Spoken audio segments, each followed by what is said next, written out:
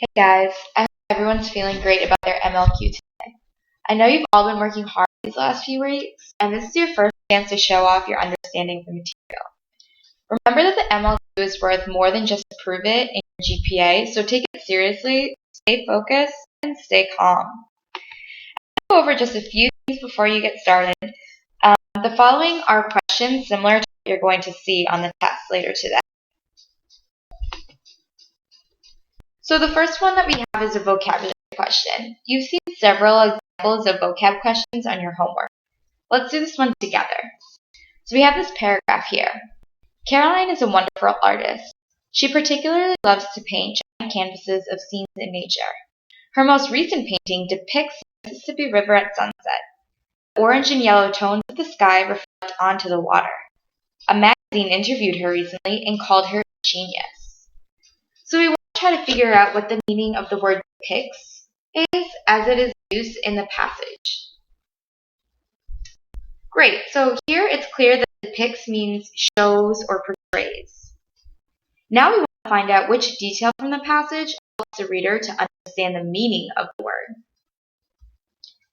Is it Caroline is a wonderful artist? She particularly loves to paint giant canvases of scenes in nature. The orange and yellow tones of the sky reflect onto the water. Or a magazine interviewed her recently and called her a genius. Great, so the answer to that question is she particularly loves to paint giant canvases of scenes in nature because that sentence tells us that she's painting the pictures. Another type of question that we're going to see today is about author's purpose. So here we have a few paragraphs from our book, The Giver. I'm going to read them out loud, and then we're going to answer the question that follows. When I was in 11, his father said now, as you know, Jonas, I was very impatient, waiting for the ceremony of 12. It's a long 2 days. I remember that I enjoyed the ones as I always do, but that I didn't pay much attention to the other ceremonies, except for my sister's. She became a 9 that year and got her bicycle. I've been teaching her to ride mine, even though technically I wasn't supposed to. His father continued.